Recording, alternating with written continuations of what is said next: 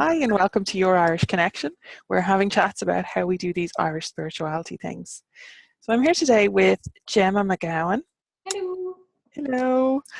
And we are going to have a chat.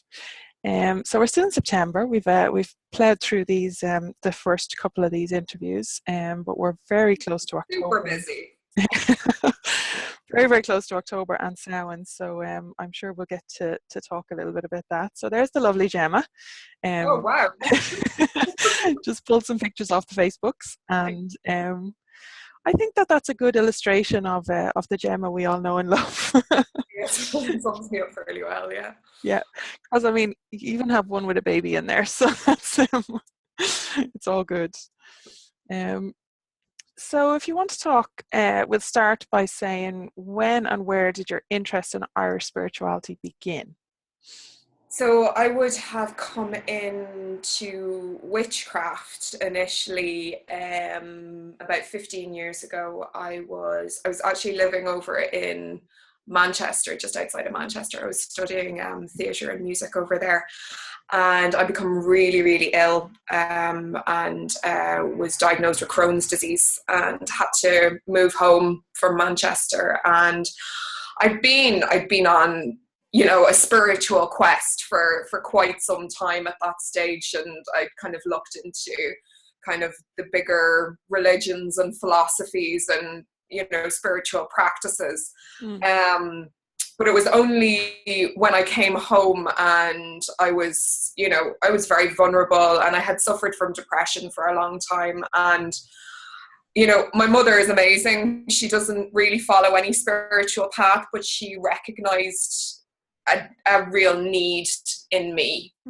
She knew that I was looking for a slightly more alternative lifestyle, but also that I needed some kind of spiritual footing. So she introduced me to the local witches. So thanks, Mum.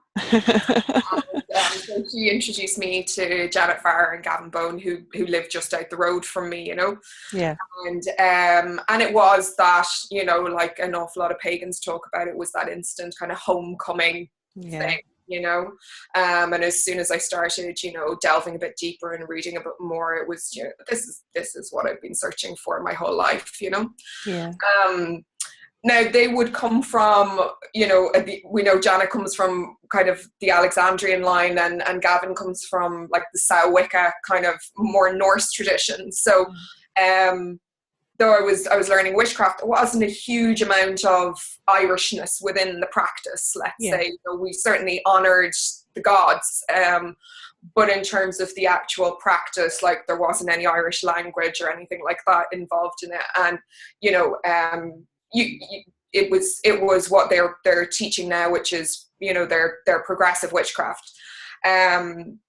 So it was more the gods themselves that kind of reached out, because to be perfectly honest, no other pantheon ever came a calling.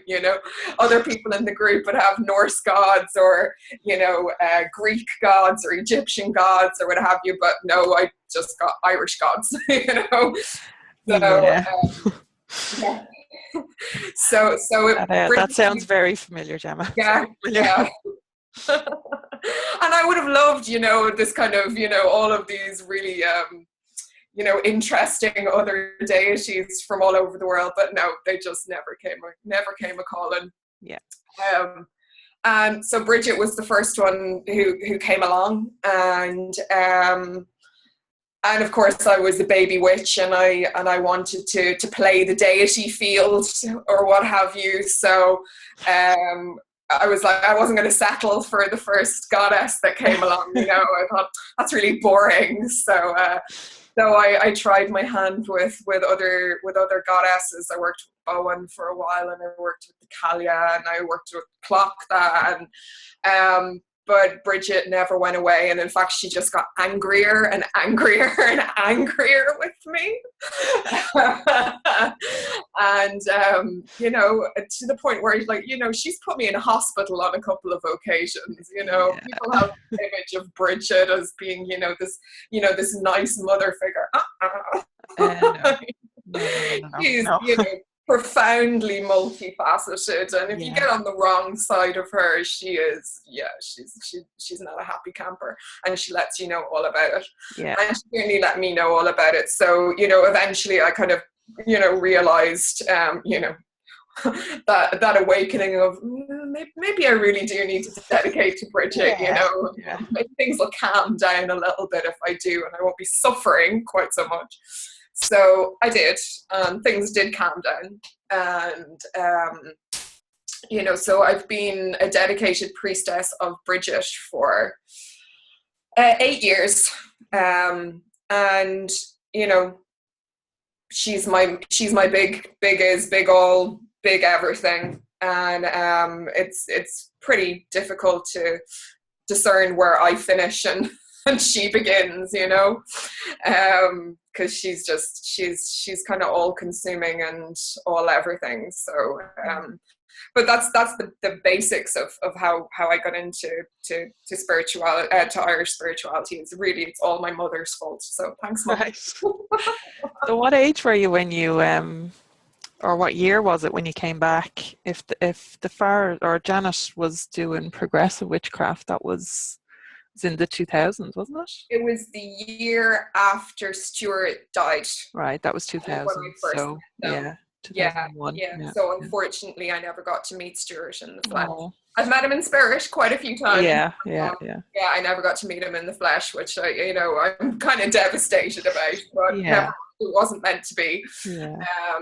So yeah, it was the year after Stuart died that I first met them, and it was then the year after that, probably 18 months after that, when I was dedicated into what was then Coven Nicalia. Yeah. Yeah. And what year was it then when Breach, that's, you said 8 years ago, so my maths is terrible. So 2016, so about 2008, it would have been the year before Coven Nicalia split up, which was 7 years ago. Okay. Yeah. Cool. So you really did push the boat out there with the whole Bridget thing, and put it on the long finger. You know, I have students now, and while I say, take your time with dedication, I also say listen to the gods. Yeah. If they're sending you very clear signs, do listen to them. Yeah, they're not subtle, are they, Gemma? No, they're not. The other pantheons, they can be subtle and they can be patient, and but I don't think we get a lot of that in ours. No. Because I suffer from autoimmune conditions, which are inflammatory conditions. Yeah. So when Bridget's in a rage, she's like wildfire, and when that bolt of fire hits me and my whole body goes up in flames, basically, so all my AI conditions just go completely crazy. I'm like, I'm sorry, Bridget. Send me some water, let me have some of the well, my dear. Please don't kill me this time. I'm learning. As a result, I got the well, aspect of Bridget tattooed on my back. I'm not going to have any of her fire there. I just want the water aspect on my back. That's smart. That's really smart. Yeah, that's really interesting, because I hadn't had any doings with Breach or Bridget at all. You're otherwise engaged, Laura. Yeah, exactly. Yeah, to a very similar story. In that there's very little choice in the matter, really. Yeah.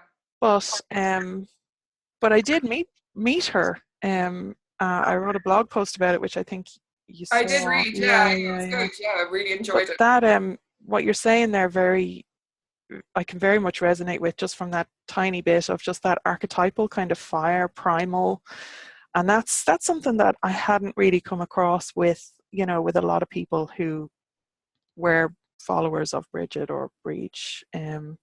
So that's an interesting perspective, because I don't think we've had that conversation before. No, and when I read your article, I was like, yay, she gets it. I didn't have any fucking choice, Gemma. I wasn't. Yeah, that was one of those where it was just like, here's the fire and I'm right in it. It's like, Okay, right. Well, again, not subtle at all. No. So, Not subtle. so how did you practically go about getting started? So the books, the courses, the events, people you met. So obviously the flowers. What about specifically Irish stuff? I mean, there wasn't. It wasn't I think, yeah. There wasn't a huge amount around, and to be honest, I kind of very much kept myself to myself for a long time. I didn't really kind of step out into the community until very recent years. To be honest, I never felt. I suppose I didn't feel confident enough to do so because I knew that people had a lot more knowledge than I did, and I can be quite self-conscious and stuff. So, can't we all? I kind of didn't really step out that much. I think the reality is that most of what I've learned about Irish spirituality has come direct from the gods, or has come direct from the she. Yeah. I'm not a great academic. I haven't gone to all of the source material yet. I read stories. I'm a storyteller, but I haven't gone to the medieval texts like a lot of people. And it's just that's just not my way in. If you know what I mean. Yeah. So a lot of mine just comes from working with the land spirits. Going to sacred sites, tapping into those energies. Simple things like I have a really big apple tree in my back garden. It's about 300 years old, and it's the last remaining apple tree of what was a massive orchard. It was common orchard for the whole of Kells. Okay. And it's the final tree, and all of the spirits of all of those other trees just kept moving closer and closer, because as the trees were chopped down, they just gravitated towards this tree. So I have a tree full of spirits in my garden. So, and I've been working with that tree since I was a child. So I suppose that's where my conversation is with the spirits and with the land. It's on a very deep personal level, more so than an academic level. Do you know what I mean? Absolutely. And, like for people who don't have that, the texts are the obvious kind of first way in, or for people who don't have any grounding in, or I suppose the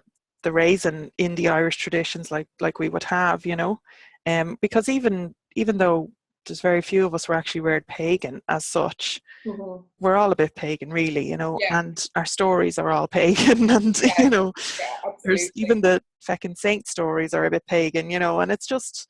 And there is a bit of it in my blood as well. I mean, my father's from Mayo, and he told me stories about practices that my grandmother did, and on St. Martin's night, which would have been the original Samhain cross quarter day, she would she cut the head off a chicken and sprinkle the blood to the four corners of the house, and she would leave offerings out for the fairies, and she would there was the house ghosts, and members of my family who lived abroad would visit the house when they were dying, and my aunties could see ghosts, and all of that sort of stuff. So I think there's just there's just a part of it that's a part of my family, through the stories and through the blood, and through the culture, especially a rural culture, and Saint Martin was the 11th of November now, isn't it? Yeah, in and around. So it would have been in and around kind of cross quarter day. The 7th or the 11th, I can't remember. Yeah.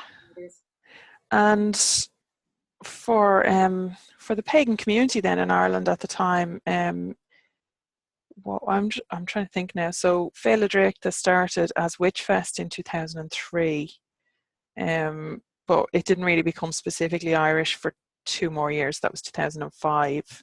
When was the first time you spoke at Féile Dríochta? Oh, that was only like 3 years ago. 3 years ago, okay. Yeah. But you were at a couple of them with Gemma. I was at a couple of them before that, but again, I was kind of very shy. Yeah. Yeah, I do. Corner. And did you ever go to the moots or anything like that? No, I really didn't. As I say, I very much kept myself to myself, and we had our little community here.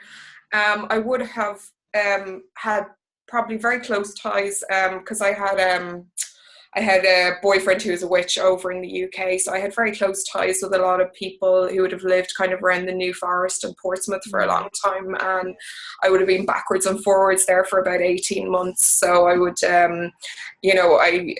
went to a few kind of big gatherings in the New Forest over there and went and camped out, and so I kind of, and I'm half English as well, so I kind of very much delved into that aspect, and I had just moved back from England, so I still had one foot over there, I think, for a long time. So I kind of was very, very much still a part of the English folk tradition and the English witchcraft tradition for a long time, and I think it's only probably since I fully dedicated myself to Bridget that I became much more engrossed in the traditions of this land. You take so much for granted when you're growing up within a specific place, and you take so much for granted in terms of the magic of the place. Like I live in Kells, which is smack bang in the middle of the Hill of Tara, Newgrange, Lough Crew, the Hill of Slane, Nouth and Doubt. Everything is within 25 minutes drive of where. So I'm immersed in all of that, and we would have gone to all of those places all the time when I was a child, so everything else just seemed a bit more exotic, let's say, for a while.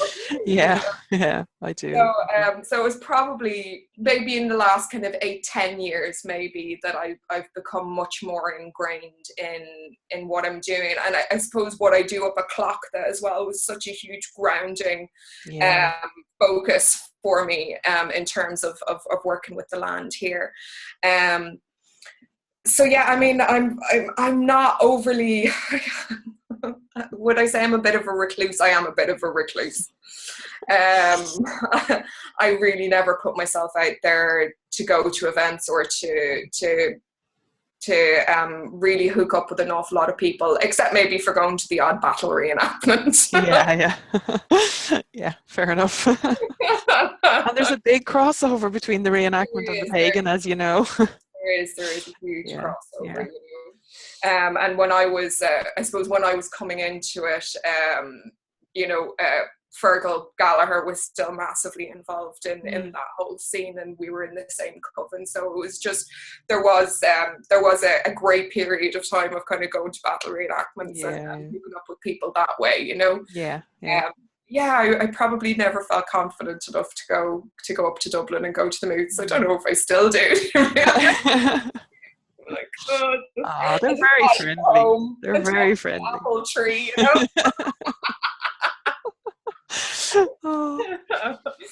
So, well, obviously your apple tree, but what sort of things do you do on a daily or weekly or monthly or seasonal basis to explore or express your Irish spirituality? So, I mean, you can go into as much or as little detail as you like, but I'm just kind of interested in like whatever the practices would be, and I mean, everybody's different, so I really am kind of interested in just, whatever your practice is. So, I could do a different thing every day, to be perfectly honest, whether it could be something as simple as just lighting a candle on my Bridget's altar or my Manon altar, or lighting some incense, or taking 5-10 minutes to meditate, which is highly unusual because I have 2 very small children who don't exactly give me a hell of a lot of time. Before my son came along 2.5 years ago, I did an awful lot more devotional work, and I would spend an hour a day in meditation, and I did a huge amount of journey work, and I probably had a much clearer daily personal practice before my children came along, but since they came along, they take pretty much your children are your daily personal practice. They are, and and I love the fact that I've named them after my primary gods, because in everything that I do in devotion to my children, I am doing in devotion to my gods, because I'm doing in devotion of Manon and of Bridget. Yes. So I do very much see my children as part of my devotion work to my gods. So, I have shrines to Bridget and to Manon, which are, reasonably well decorated, and I don't leave the offerings on them for too long before they go moldy.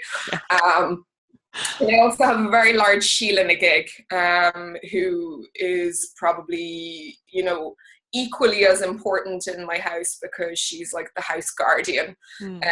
So she needs to have offerings left to her very, very regularly. In fact, she's even more demanding than Bridget is offerings.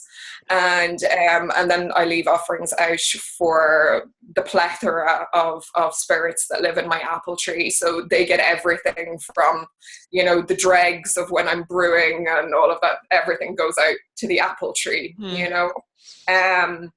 When I can, I get to my power places, especially Kieran's Well, which is about a 5-minute drive out the road from where I am, and it's where I go to clear my head when everything's just getting a little bit too much.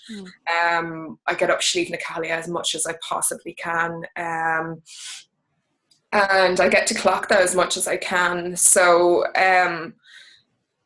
I use a lot of sound, so I love to intone. I love using my singing bowls. I work a lot with the chakra system. So when I'm meditating, I generally work with the chakra system when I'm meditating. So the visualizations that I use when I'm opening up my chakras, I kind of have a little system that's just developed, that's completely my own, that encompasses my deities. They present themselves in different chakras for different purposes and stuff like that. So I can't say I do any one particular thing on a daily basis, but I like to try and do at least one thing. Be that yoga, be that whatever. If I can do one thing every day, then at least I feel like I'm remaining firmly connected. Yes. Yeah, and those days will pass. Believe me, I'm on the other side of those, and I think one day I'll get back to my daily devotion and all of that. But it's a few years down the line. So it'll go before you know it. Trust me. So what about on a seasonal basis then? Do you, like, out of the kind of the pagan wheel of the year, what would be your most important festival, or your favorite even? Well, the one I have to do the most work for is definitely Samhain. And I got involved in the Clock the festival. Well, okay, so Joe Conlon lit the first Samhain fire up there since it was last lit back in 1999. Right. And then I think it was in 2001 he got in contact with Adge and Annette Peard and Alec McAllister and asked them to go up and do something, which they did. And then the following year, Adge, who was living with Jan and Gav at the time, and they were doing Ancient Ceremonies Theatre. And they went up and Janet did the storytelling of Clock That for the first time up there. So I was involved from that point, so from 2002 onwards, and I've been there every year since in one guise or another, be it as Clock That herself or as what we call the Lady at the Well. When people are coming up the hill, it's a mile-long walk from Athboy up to the hill of Clock That, and there's a well on the side of the road where we have a seeress, or now we have 3 seeresses who are the 3 fates who sit there and they prophesize for the people as they go by, or they give blessings to the people as they go by. So I played that role for a couple of years, and then I think it was 8 years ago, Jan and Gav were going away for Samhain. They were teaching in the States, and they went, "Here you go, Gemma. It's yours. Go do something." And I went, "Ah!" And I went and I did something. It was very simple. I think I just I typed up the story and I went up there and I read it. But it's grown from there. That it was about maybe 30 people up there that year, and grown and developed, and there was about 1,500 people up there last year. So It's pretty big. amazing. Yeah, it's amazing what's happening. And congratulations for your part in that, Gemma. Oh, well, you know yourself, it's nothing to do with me. It's Well, yeah. a little bit to do with you, but I know it's not just you. I know it's very much a joint effort. But congratulations for your part in that. Thank All that you, you thank play. you. I did silly things like make oaths and stuff like that. You know yourself. Yeah, I do know myself, unfortunately. Be Yeah. careful what you make oaths about. Yes, be careful Careful the with contracts that oaths. you enter into. Yeah, so I'm kind of oath bound up there, which is fine. I was called to do the work, and I do the work, and the work has to be done. So I'm the person who has to do the work up there. Yeah. And it is an amazing thing. And I've been speaking to a couple of people recently who talk about how they've been affected by it and how important it is to them and everything. And I go, okay, well, that's why I'm doing it, as much as to have Clock the Remembered, which is incredibly important, and also for the land spirits up there as well. They're everybody feeds off all of that residual energy up there. It's so big now that it could power the whole country. The energy up there. So that's the festival I need to do the most work for. My favorite festival is probably actually Bealtaine. That's the festival I would say I have the most fun at. The most difficult festival for me is actually Imbolc. I find it torturous. Yeah, it's really hard. I go through that really, really difficult rebirthing process, coming out of the darkness into the light, and it's the time of year when I tend to get the most sick as well. It's when my conditions start to flare up and stuff. So I've spent many's of February in hospital, although thankfully not in the last few years, but prior to about 5 years ago, I would have spent nearly every single February in hospital. So right. So, yeah, Bridget, she's a tough one. So I find Imbolc, which as a priestess of Bridget, is meant to be such a joyous thing for me, because it's my deity's festival, and yet I find it really, really hard. No, that's not what priestess means. No. So I find it really difficult, but it's becoming easier, I would definitely say. And I would find that now, with having the kids, and it's becoming more of a family thing. Where I'll go out and gather the rushes. And last year, myself and my husband, we sat and made crosses together, and we got my son involved. And so I'd like to see it as more of a family occasion. And also it was time when I got my group together. And not this year, but the year before. So I always said that I wasn't going to teach anybody until I'd had children, because I had no idea what real responsibility was. And I didn't want to be responsible for the spiritual well-being of anybody else until I'd had a child. Yes. So pretty much as soon as I'd had a child, that's when the phone calls started coming, Okay. So I created my group at Imbolc, not this year, but the year before. So it's definitely becoming easier, but I would say my favorite festivals are probably Beltane and Lunasa. I really like Lunasa just for fun and frolics and pure enjoyment, But South is definitely the most work, and Imbolc is the most torturous. Fair enough. I love the equinoxes because I love going up to Slieve na Collier for the dawn. That's, to me, is just, I love that rebalancing, and often they can be the most potent times for me for omens as well around the equinoxes. I tend to get a huge amount of omens and synchronicities around the equinoxes. Okay, that's interesting. Yeah. And do you do the solstices as well, or? Yeah, I used to do the solstice up on Tara every year, and then I don't know, it all kind of became very political and everything up there, so I kind of ran away. And winter solstice is always, well, actually, no, in the last 3 years, what I've done for winter solstice, I've been involved in the Sliam Cree celebrations in Dublin, the shamanic celebrations for Dublin winter solstice. And I tell the story of Bowen and the Dagda and the birthing of Angus Og within the brew. Okay. So I talk about how, the longest night became the longest night because the Dagda weaved the enchantment around the brew so that him and Bowen could have their party time. So that's in fact what I've done for the last 3 years, and I'll be doing that again this year. So that's kind of become my winter solstice. Yeah. Cool. So you're busy. You're a busy lady. Yeah. So obviously you're in Ireland, but you've been away from Ireland as well. So how important is it to you personally to visit or to be in Ireland physically for your work? I could never be anywhere else.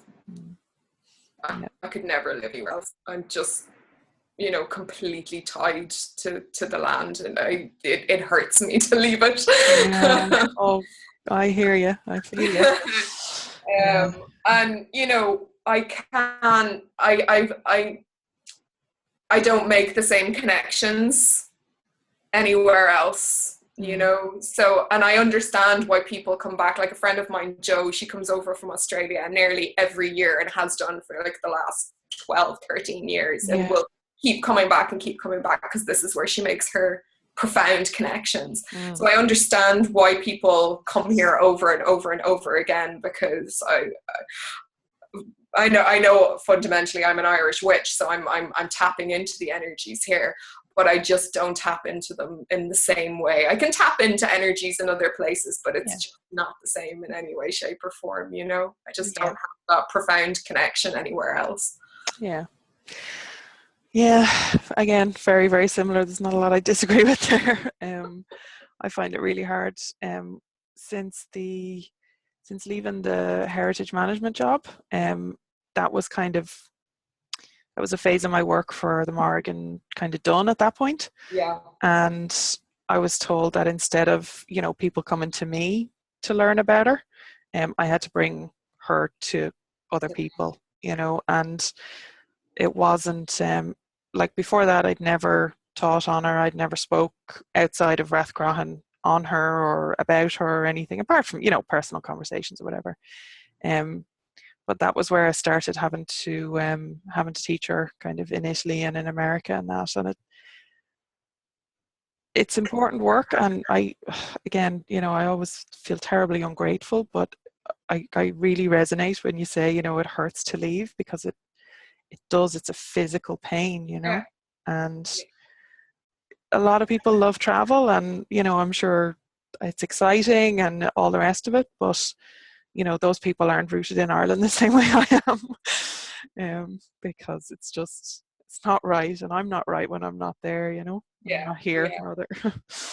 So very much relate to that. So this is the one that people have been kind of feeling awkward about. If you could make every person beginning this path read just one book, what would it be? So Irish specific. And it's not the only book that they'll ever read, but if you could guarantee that everybody you had to deal with had at least read this book, what would it be?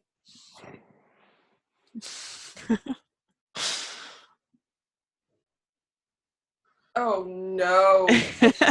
Slides. God.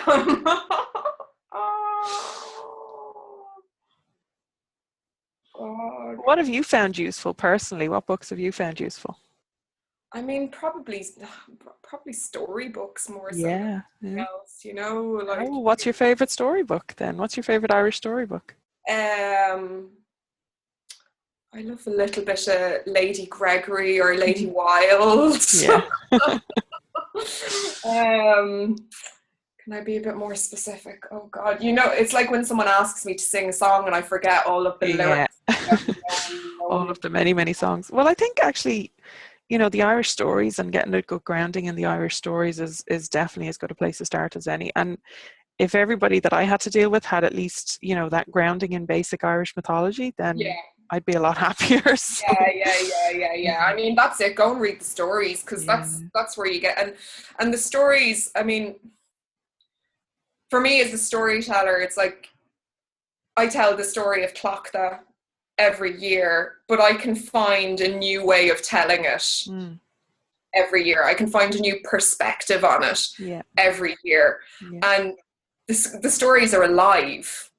You know, they are living things, and the truths within them are, you know, they're constant. You know, you can find something new every single time you delve into them. You know, so like, for example, 2 years ago, I would have told the story of Clochta from the perspective of, you know, patriarchy overriding the sacred feminine. Whereas this year, I can tell it from the perspective of unity. That's the theme for this year.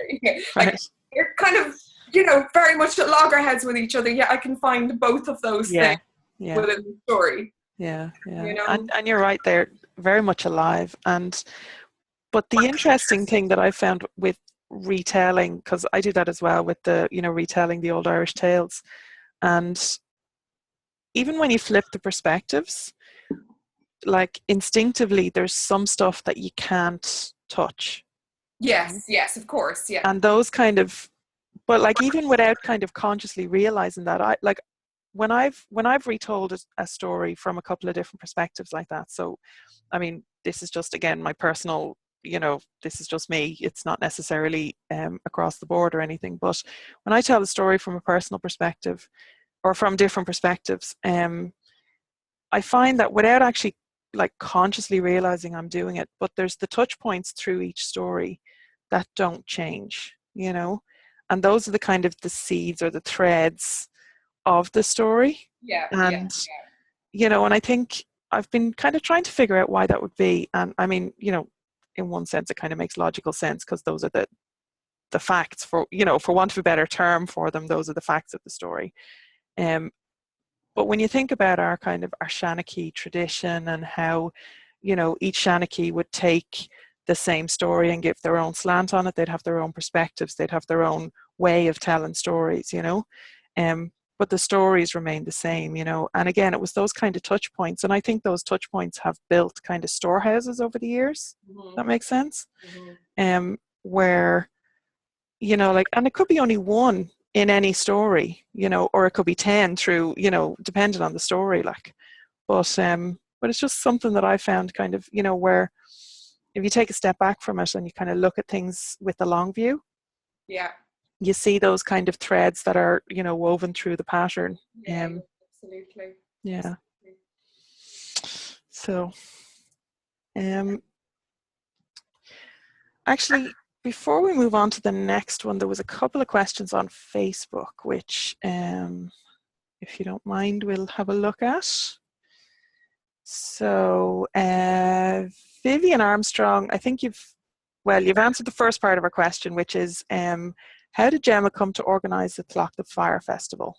Oh yeah. Sure. Yeah, so you've answered that. So, but she says also, what are your goals with it? I've heard amazing things about the festival and I'm excited to check it out this year, because she's coming over with Lancy Sky. She does the tours. Yeah, we're going to have a big gang of Mórrígan ladies on the hill this year. I'm very excited about it, actually. I think the energy is going to be wild, and it's a new moon as well that night. So it's going to be very cool. Yes.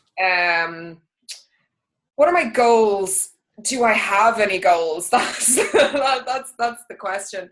I suppose, again, you know, as I said before, I kind of learn directly from the gods and especially especially up there from the land spirits. So I get very much guided in terms of what they want or how they want me to approach things, you know. So the basic things that they want is they want the story to be told. They want the ancestors to be honoured, and they themselves want to be honoured. Outside of that, what I personally am seeing happen organically is that we're providing a space for people to come together in community, that's completely separate from all the Halloween stuff that's going on, that's providing, you know, I can't say it's an authentic experience because we have no idea what the guys were doing up there 2,000 years ago, but we're certainly trying to echo something. You know, we're tapping into the energies of the place and we're working with them, and we're in some way remembering what may have happened up there 2,000 years ago. You know, you can never claim to be anything other than an echo, really. So yeah, to provide a space for people to come to, you know, and we have people coming from all over Ireland, but also all over the world. I think we had about, you know, 20 different countries represented up there last year, and then people from all over Ireland, you know. So it is a real space, a real sense of people coming together, and also to give people that sense of what it is to be on pilgrimage. That's what the walk really provides. When we started the fairy ring at the Fairgreen in Athboy, and you know, the walk up the hill, it's only a mile, but it's in pretty much absolute darkness, and especially this year it's going to be very, very dark because there's not going to be any moon at all. And that walk at that time when, you know, the veil is between the thinnest, and have that really stop with the CRSs, it's a real internal meditation, walking up the hill, you know, and just to give people that sense of what the ancestors would have done when they came to Clochta, because they would have come from all over Ireland, and they would have been walking, or they would have been on horseback, or, you know, they would have come to take the flame back to their communities from the sacred fire at Clochta. So it just provides an amazing opportunity for people to really have that time with themselves, and also to give a platform for people to remember those who have passed over. That's a really pivotal part of what we do up there. We have a remembrance list where people from all over the world can send in the names of their loved ones that they want to be remembered on the hill. And also for the last couple of years, we've sang a crossing over song for anyone who's died in the last year. So it was amazing last year. I got everybody to turn to the west. So we had 1,500 people en masse turn to the west, sing this crossing over song for all of the souls who had gone in the last year. And as we did so, Shooting Star went flying over our heads east to west. You know, you can't make this stuff.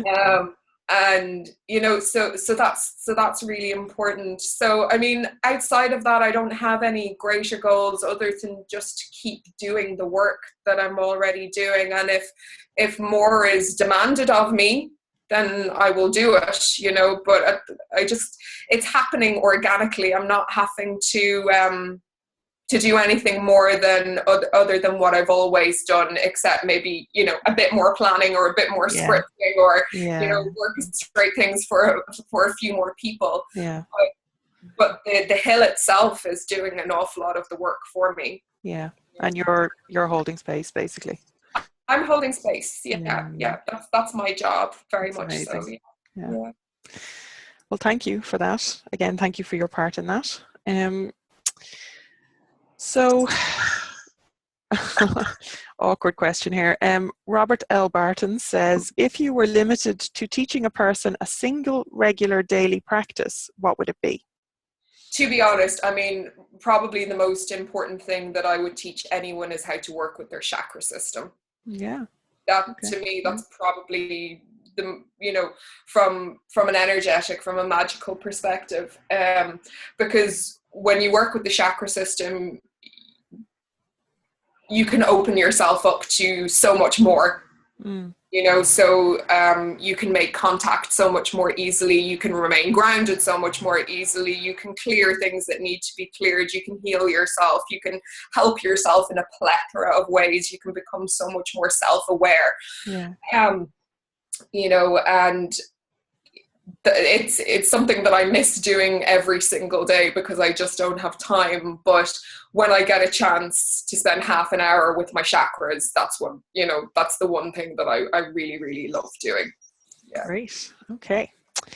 So Morgan Daimler says, what drew you to Manon, and what would you most like other people to know about him? So we've heard about, Bridget not letting you go.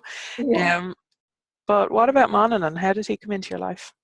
So, good story, this one. A long story. I'll try and keep it as short as possible.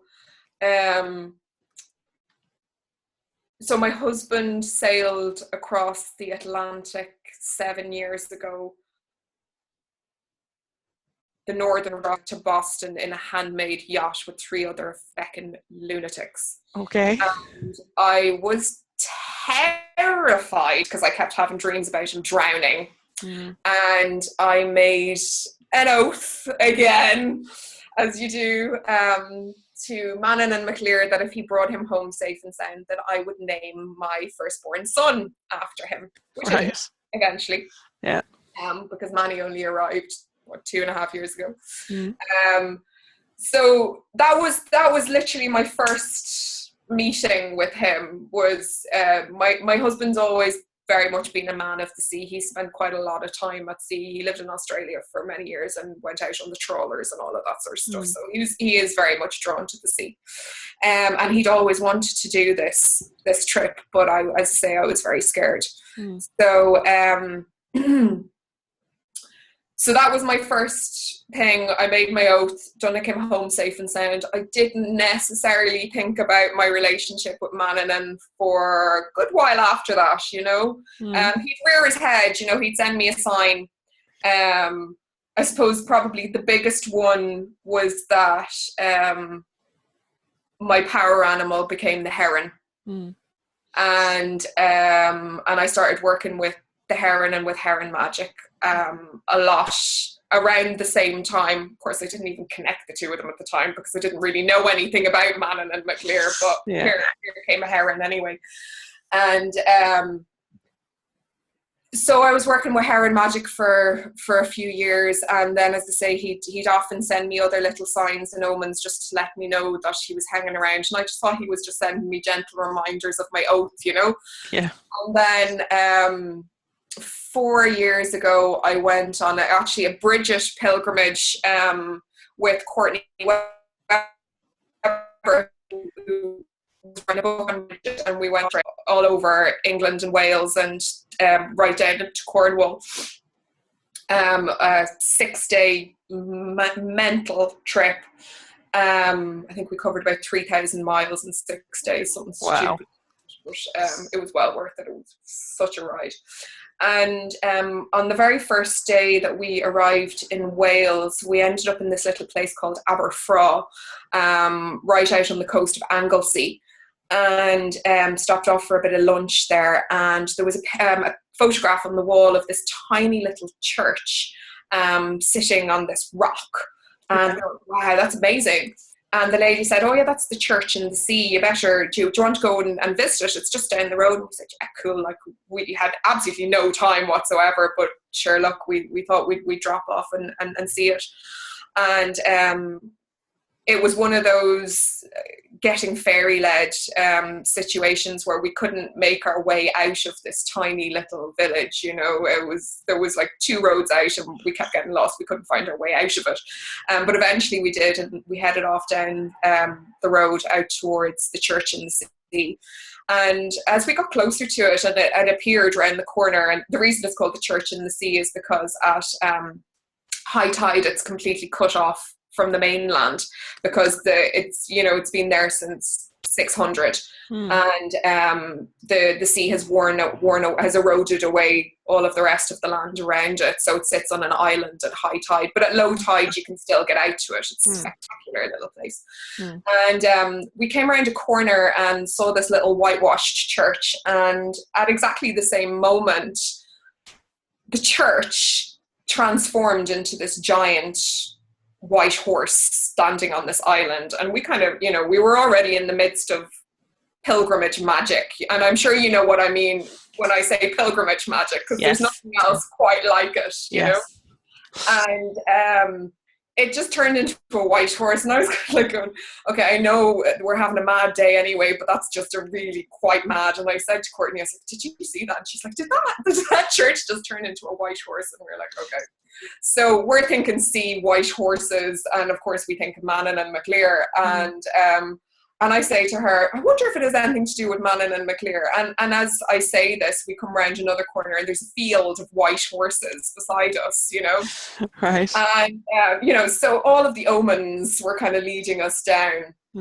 And then she saw her power animal and I saw my power animal. And anyway, all of this sort of stuff was happening. And as we arrived out, we eventually got out onto the island where the church was, because you know, the sea was out. It was amazing.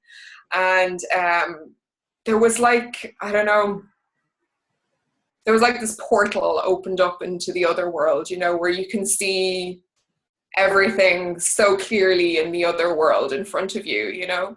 Yeah. And I just wanted to dive headlong into there and just head off and then, you know, head off with Manon and MacLear, because I could hear his voice calling to me, you know. Yeah. And but of course we had to go back on our Bridget tour. But the church was called St. Quaifan's Church. And the very next day we encountered another church, and it was the church of St. Bridget and St. Quaifan. So I was like, this is really interesting. Who is the St. Quaifan? And when I got home, I went and I researched him. And there was only two things that were really known about him. And one is that there's 3 churches dedicated to him in Wales, nowhere else. And 2 of them, which we visited while we were there. And the other thing is that he was a descendant of Caradoc, who was prevalent in the uprisings against the Romans, who was also known as the son of Manon and MacLear. Okay. So there was a direct lineage line from St. Quaifan back to Manon and MacLear. So I went, oh, okay. That's interesting. I need to, you know, pay a bit more attention to my connection to Manon and MacLear. Yeah. So over the next kind of year and a half, he just became more and more prevalent in my life. The omens became clearer, the synchronicities became clearer, and he just he became a very powerful voice in my head. And the night I decided to do, well, I had decided, but the night I did my priestess dedication to him was the night that Manny was conceived. Okay. Right. Yeah, they're not subtle. There's a possibility my son is a demigod. Yes. they're just not subtle at all. You know, there isn't a subtle bone in their freaking bodies. You know? I'd say not an academic witch, very much an experiential one. That's fair. That's fair. So I always knew it was a boy, and I always knew his name would be Manon, you know. Yeah. No, there was no getting away from that one, really, was there? No. So that's my connection to Manon and MacLear. So far, it's pretty strong. Very different to my relationship with Bridget, in that while she's like my kind of every waking moment, he's more like my subconscious moments. He's at the end of the day, you know, he is a psychopomp, so he takes me on the Inraman, he carries me on Ainvar Wave Sweeper, and he takes me to the islands, and you know. So we have that relationship. And also he's become very prevalent in terms of some of my healing work, because in my shamanic therapy work, I use the crane bag. So, and went through that process with Sleon Cree, whereby, and it's really interesting, you know, like John Cantwell is like the embodiment of Manon and MacLear, and Karen Ward is like the embodiment of Bridget. So I went to Sleon Cree, and I was literally felt like I was being taught by my 2 deities as well, you know. And every time we would put stones into our crane bags, you know, John would invoke Manon and MacLear into the crane bag, you know. So it's just perfect, you know. So again, more synchronicities and more omens, you know, that lead you on the pathway. Yeah, absolutely. So Jamie has a question, and it's the last one that we have here. for a lighter yet still interesting question, what are your most favourite things to forage and brew, and what do you use them for? Well, I'm currently drinking some of last year's blackberry wine. Awesome. I love, it's amazing what you can make booze out of. You can make booze out of pretty much everything. Yes. My favourites are birch sap, which is the first thing that I go foraging for in and around March. The full moon closest to the equinox is kind of the best time for when the sap is rising. So you get, there's like around a 3-week period where the sap is rising. So that's usually kind of when I start coming out of like the winter months. And I'll generally forage from March up until the end of October, really. And then obviously there isn't really anything after that. So I there's so many different things that you can get in the summer months, and especially around now. Different types of berries, different fruits, different leaves, flowers. So I love dandelion, I love elderflower, I love probably one of my favorite wines actually is hawberry. Yeah, it's beautiful. Blackberry, obviously, elderberry. Oh, the list just goes on. You know, you can make wine and mead out of pretty much anything. So whatever is available at the time, and if I have the time, I'll get out there and get whatever I can. You know. So at the moment in my little brew store, I've got on the go. I've got red currant wine, red currant mead, elderberry wine. I've got a wild raspberry mead, a strawberry mead. I just bottled a straight honey mead there a couple of days ago, and then I have a rake of crab apples that I'm going to turn into wine, and I'm going to do some cider in about 2 weeks' time as well. So. Yeah. And what about then medicinally? I mean, I know wine is terribly medicinal, and obviously it's very medicinal. Very. Actually, I just made the elderberry wine that I've just laid down. I've actually made it as a medicinal wine more so. Okay. Great. Strong. But I put like ginger and cinnamon and cloves and what else did I put into it? Ginger, cinnamon, clove, and there was something else star anise. Okay. That I put into it. So, and what I love about brewing as well is you can put your little spells and incantations and stuff in there. So, you know, you can brew stuff up, you know, for a party. You can brew stuff up to help you sleep. You can brew stuff up to, you know, for healing. You know, you can, once you put that energy into it, you know, and also depending on, you know, the time of year, you know, what's happening in the cosmos, even down to the frame of mind you're in. Yeah. You know, when you're brewing has a massive effect on the end result. You know, what I just bottled there a couple of days ago was a mead that I laid down when I was in labour with Bridget. So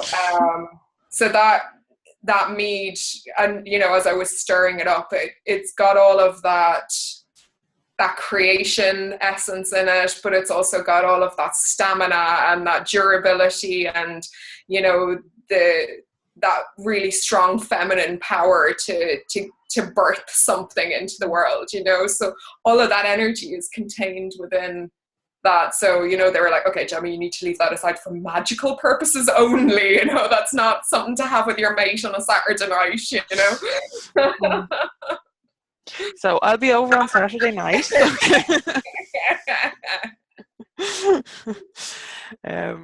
No, I'm joking. What advice do you wish that someone had given you that you would like to give people starting out on this path? So again, Irish kind of specific stuff. What were you missing? What was I missing? I would say I was definitely missing the language. That was a massive thing. I didn't realize the importance of even just using a cúpla focal. Yeah. you know, even if it's just in terms of the welcome and the goodbyes, just using like the depths that I found in just the word tar recently, Yeah. you know. Yeah. I could just stay with that word and the resonance of that word for ages, you know, because I'm not a fluent speaker by any stretch of the imagination, but I do try and incorporate even, you know, a few sentences into whatever spell I'm doing, or as I say, even if it's just the welcomes and the goodbyes, you know. And I was definitely missing that. That was a huge thing that I was missing.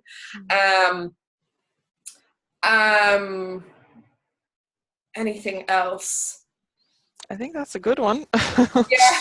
Yeah, no, that is a really good one, and it's something that I get a lot of pushback for, because, you know, every book I've written has that in it about, you know, just being respectful about the language, and if you're interested in Irish practices, then at least do the cúpla and, you know, learn how to pronounce things and all of that. So there's a lot of pushback around that. So it's interesting to hear. I think, yeah, it's one of the most common things I hear from people who are actually like practicing Irish magic or spirituality, is that the language is really important to them, you know. So that it's not just me, you know. No, and like my aim for next year, I say my friend Joe is coming back, and I'm hopefully going to be living here for a year next year. So we've said next year we're going to go and learn certainly conversational Irish, you know, so that we have, you know, I know a lot more than I think I know, because I hear it, understand it. It's more, you know, stringing paragraphs together. I can absolutely put sentences together, but paragraphs, you know yourself, it's just the way it's taught is just diabolical. Yeah. So you had it in school as well, and oh yeah, of course. Yeah, same here. Yeah. Absolutely, pegs airs like. Yeah. No, it is. The curriculum has a lot to answer for. It does, because it doesn't teach it as a living language. You know, there is no real conversational Irish taught in schools. If they taught it the way they teach French, or if they taught it the way they teach German, where people actually sit and converse in it as a living language, it would be a radically different thing. But they don't. They get so bogged down in the grammar, and they get so bogged down in you know, the old poetry, and, you know, while of course there's beauty in all of that, when you're a teenager you can't recognize any of that. You know, coming from here now, absolutely we can recognize that, but we can't see that as a teenager. We just want to talk about boys or girls or boats or whatever. And your teacher is standing in front of you waving the Mo Quinnilock at you, and it's like, oh, you know, no. Just no. Okay, so that's the end of the questions that we had, Gemma. So how can people best get in touch with you? I have a link here to your Facebook, and I'll put that in the notes on the YouTube as well. So it's Gemma McGowan, kinesiologist.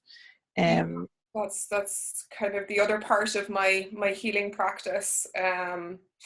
I love kinesiology. It's saved my life on I don't know how many occasions. I was lucky enough to encounter it within like a month of being diagnosed with Crohn's disease, and I'm pretty sure that it saved my intestines. I'm pretty sure it's prevented me from having to have any major surgery.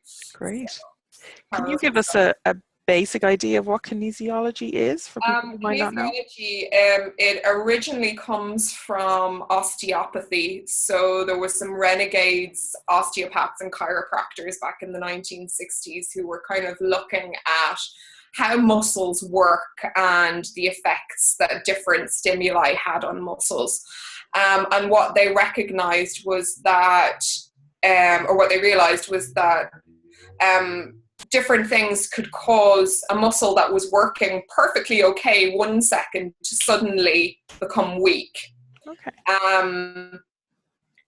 So they then expanded that into what's called applied kinesiology, which then also branched out into systematic kinesiology. And what basically we do is we use muscle testing to find out what's going on in the body. So you can test anything against a normal functioning muscle, be that a food stuff, be that a toxin, be that alcohol, be that an emotion. be that a specific movement that you might do, anything that might cause weakness in the body, so we can discern exactly what's going to make a person weak. And also we can then work from weakness to strength. So if we find a weakness in the body, we can find out what's going to make it strong again, be that a vitamin or a mineral or a daily meditation or a practice or whatever. So it's a completely incredible practice, because the body is literally telling you what's good for it and what's bad for it. That's amazing.